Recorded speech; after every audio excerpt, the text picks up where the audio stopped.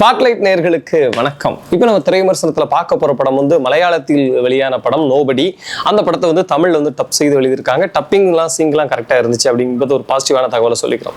அதாவது ஒரு வரி ஒன்று உண்டு, நல்லது ஒரு தீனை செய்து அது நலங்கட புழுதியில் போட்டு அப்படின்ற மாதிரி ஒரு வரி ஒன்று உண்டு. ஒரு அழகான குடும்பம், அந்த குடும்பத்துக்குள்ள ஒரு சின்ன பிரச்சனை எவ்வளோ பெரிய விளைவுகளெல்லாம் ஏற்படுத்துது அப்படிங்கிறத ரொம்ப அழகான ரைட்டிங் மூலமாக சொல்லியிருக்காங்க. இந்த படத்துடைய கதை வந்து ஒரு பக்க சிறுகதை தான், கிட்டத்தட்ட ஒரு குட்டி கதை. ஆனால் அந்த குட்டி கதையை கொஞ்சம் கொஞ்சமாக பில்ட் பண்ணி அது நாட்டோட சிஎம் வரைக்கும் போற அளவுக்கு கொண்டு போன அந்த விதம் இருக்குல்ல, அட்டகாசம். கதை என்னன்னு, அந்த குட்டி கதை என்னன்னு சொல்லிடுறேன். பிருத்திவிராஜ் அவருக்கு 2 பெண் குழந்தைகள், மனைவி பார்வதி திருவோத்து. இவங்க வந்து ஒரு குடும்பம். கணவன் மனைவிக்குள்ள சின்ன ஒரு மிஸ் அண்டர்ஸ்டாண்டிங் இருக்க மாதிரி நம்மளுக்கு முதல்ல புரிய வைக்கிறாங்க. அதுக்கு அடுத்து வந்து ஒரு பேங்க் ராபரி நடக்குது. அந்த பேங்க் ராபரியில பிருத்திவிராஜ் சம்பந்தப்பட்டதா ஒரு பிரச்சனை வருது. அந்த பேங்க்ல கொள்ளையடிக்கப்பட்ட படம் 17 கோடி ரூபாய்க்கு மதிப்புள்ள அந்த பணம் நகையெல்லாம் பிருத்திவிராஜ்டே இருக்கிற மாதிரியான ஒரு போர்ட்ரேட் பண்ணப்படுது. நமக்கும் கூட ஒருவேளை இவர்கிட்ட தான் இருக்குமோ அப்படிங்கிற எண்ணமும் தோன்றுது. அதுக்கு பிறகு வந்து அந்த பணத்தை தேடி நிறைய மனிதர்கள் வந்து இவர்கிட்ட தான் பணம் இருக்கு, இவர்கிட்ட கேட்டா பணம் கிடைக்கும்னு சொல்லி சின்ன சின்ன டார்ச்சர்லாம் பண்ண அது அவருக்கு ஒரு பெரிய ஃப்ரஸ்ட்ரேஷன் ஆகுது, ரொம்ப ப்ரெஷர் ஆகுது. அதனால வீட்டுல இன்னும் பிரச்சனை, மனைவியோடு இன்னும் பிரச்சனை அதிகமாகுது. ஒரு கட்டத்துல இருந்து மீள்றதுக்கு என்னதான் வழின்னு சொல்லி அவர் சில அதிர்ச்சிகரமான முடிவுகள் எடுக்கிறார். அந்த முடிவுகளின் விளைவு என்ன அப்படி என்பதான் இந்த படத்துடைய கதை. இந்த படத்தை புரிஞ்சுக்கும், இந்த படத்தை ஹீரோவை நம்ம பிருத்திவிராஜ் பார்க்கும்போது நிறைய நடிகர்கள் அவர்கிட்ட இருந்து என்ன கத்துக்கணும் அப்படிங்கிறது நமக்கு தெரிஞ்சது. எப்படின்னா, ஒரு படத்துடைய மெயின் கதாநாயகன் தன்னுடைய மனைவி வந்து இன்னொருத்தரோட அஃபேர் இருக்கிற மாதிரி ஒரு கேரக்டர் கொடுத்தா கண்டிப்பா நடிக்க யோசிப்பாங்க. ஏன்னா அவங்களோட இமேஜ் வந்து அங்க வந்து ஸ்பாயில் ஆகும். ஏன் ஸ்பாயில் ஆகும்னா, ஆண்மை ஒரு ஆணுக்கு வந்து ஆண்மை என்பது பெண்ணை தன் வசப்படுத்திக் கொள்வதுதான் அப்படின்ற மாதிரி ஒரு பொதுவான கருத்து வந்து தமிழ்நாட்டில் எல்லா பக்கமும் இருக்கு. ஆனா மலையாளத்தில் அதை அப்பப்போ உடச்சிக்கிட்டு இருப்பாங்க. ஒரு மாஸ்க் ஹீரோ அதை செய்யும் போது ரொம்ப ஆச்சரியப்பட வேண்டியிருக்கு. இந்த இடத்துல நடிகர் அஜித்தை வந்து நம்ம பாராட்டணும்.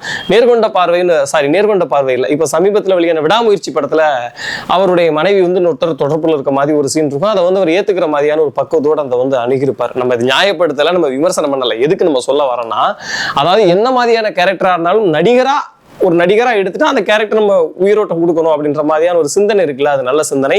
பிருத்திவிராஜ் வந்து தன் மனைவி இன்னொருத்தர் அஃபேர்ல இருக்காங்கன்னு தெரிஞ்சும் கூட 2 பேருக்குள்ள ஒரு சின்ன அப்படி ஒரு கிளாஸ் போயிட்டே இருக்கும். அதை வந்து அவர் வந்து ரொம்ப ஹேண்டில் பண்ண மாட்டார், ஒரு மெச்சூர்டா ஹேண்டில் பண்ணிட்டு போயிட்டே இருப்பாரு. அப்படி ஒரு கேரக்டர். இப்போ ஒரு ப்ரெஷர் வேற வந்திருக்கு, இந்த மாதிரி ஒரு சூழல் வேற இருக்கு. இதெல்லாம் எப்படி சமாளிச்சார் அப்படிங்கிறத முகத்துல ஒரு காட்டக்கூடிய ரியாக்ஷன்ஸ் மூலமா அட்டகாசமா நடிச்சிருக்காரு. ஏன்னா பிருத்திவிராஜ் ஆக்ஷனா இருப்பாரு, மாசா இருப்பாரு, காதல் பண்ணுவாரு, காமெடி பண்ணுவாரு, உணர்ச்சிகரமான சீன்ல இப்பெல்லாம் நடிப்பாரா அப்படின்னு யோசிக்கக்கூடிய அளவுக்கு ரொம்ப அற்புதமான நடிப்பை கொடுத்திருந்தார்.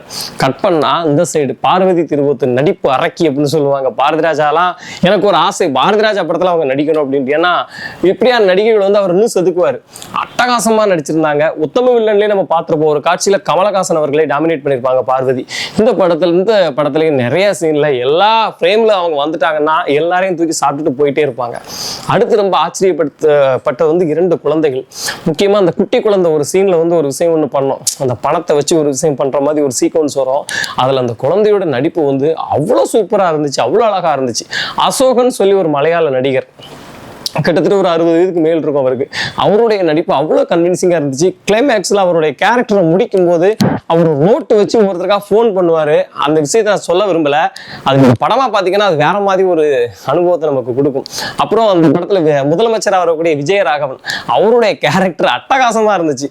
அது பொதுவாகவே மலையாளத்துல முதலமைச்சர்கள் வந்து சொல்லுவாங்க. குமுதம் பத்திரிகையோட போட்டோகிராஃபர் சண்முகண்ணன் அவர் ஒரு தகவல் சொன்னார். நான் நிறைய முதலமைச்சரை மீட் பண்ணிருக்கேன் மலையாளத்துல, ரொம்ப சாதாரணமா இருப்பாங்க, வாப்பா டீ குடிப்பா அப்படின்ற மாதிரி ரொம்ப சாதாரணமா டீல் பண்ணுவாங்க. இந்த மாதிரி 7-8 புரோட்டோகால்லாம் அங்க இருக்காது அப்படின்ற விஷயத்தை வந்து இந்த படத்துல ரொம்ப அழகா பதிவு பண்ணியிருந்தாங்க. அவருடைய கேரக்டர் ரொம்ப நேச்சுரலா இருந்துச்சு. அரசியல்வாதிக்கே உரித்த சில விஷயங்கள் இருந்தால் கூட அந்த கேரக்டர் ரொம்ப சூப்பரா இருந்துச்சு. தினேஷ் புருஷோத்தமோட சினிமாட்டோகிராஃபி பெரிய சவாலான காட்சிகள் எல்லாம் ரொம்ப சூப்பரா பிரமாதமா எடுத்திருக்கு. குறிப்பா அந்த லிப்டுக்குள்ள ஒரு சண்டை காட்சி வரும், அந்த சண்டை காட்சிகள் அழகா சினிமாட்டோகிராஃபி பண்ணியிருந்தாங்க.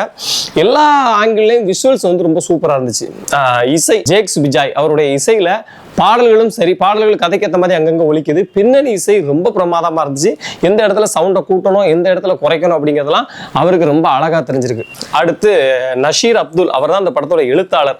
தமிழ்நாட்டில் வந்து எழுத்தாளர்களுக்கு எப்படின்னு தெரியல, மலையாளத்தில் எழுத்தாளருக்கு இருக்கக்கூடிய முக்கியத்துவங்களை பார்க்கும்போது நமக்கு ரொம்ப சந்தோஷமா இருந்துச்சு உள்ளபடியே. ஏன்னா தனி டைட்டில் கார்டு போடுறாங்க, இயக்குனருக்கு எப்படி போடுறாங்களோ அதே மாதிரி இவருக்கு வந்து தனி டைட்டில் கார்டு வந்து போடுறாங்க. அட்டகாசமான ஒரு விஷயம் வந்து பாராட்டக்கூடிய விஷயம். இயக்குனர் இயக்குனர் அழகான ஒரு திரைக்கதையை அமைச்சிருக்காரு. மேக்கிங் வந்து அவ்வளவு அற்புதமா கொடுத்திருக்காரு. இரண்டாம் பாதியில மட்டும் கொஞ்சம் ஷார்ட் பண்ணிருக்கலாம், நீளத்தை கொஞ்சம் குறைச்சிருக்கலாம் அப்படின்னு நமக்கு லேசா தோணுச்சுது. மற்றபடி எந்த இடத்துலயும் இந்த படம் வந்து நம்மள சோர்வடைய வைக்கல, போன் எடுக்க வைக்கல. இன்னைக்கு வந்து ஒரு நல்ல படத்தை எப்படி டிசைட் பண்ண வேண்டியிருக்குன்னா, அந்த படம் முடிய தண்ணி போனை கையில் எடுக்காம இருந்தா அது நல்ல படம். அவ்வளவுதான். இந்த படம் வந்து போனை கையில் எடுக்கவே விடல. ஒரு அற்புதமான கருத்து ஒண்ணு சொல்லியிருக்கு. ஒரு சின்ன விஷயம் எப்படி தமிழ் கேரளா முதலமைச்சர் வரைக்கும் அப்படி போகுது அப்படிங்கிறத கொண்டு போன விஷயம், அதை வந்து எந்த இடத்துலயும் ஓவர் பில்டப் இல்லாம ரொம்ப இயல்பா அந்த இயல்புத்தனை மாறாம கொண்டு போன விஷயம் வந்து ரொம்ப சூப்பரா இருந்துச்சு. நிச்சயமா நீங்க தியேட்டர்ல போய் படத்தை ட்ரை பண்ணி பார்க்கலாம். நன்றி, வணக்கம். இந்த வீடியோ உங்களுக்கு பிடிச்சிருந்தா லைக் பண்ணுங்க, கமெண்ட் பண்ணுங்க, ஷேர் பண்ணுங்க, சப்ஸ்கிரைப் பண்ணுங்க.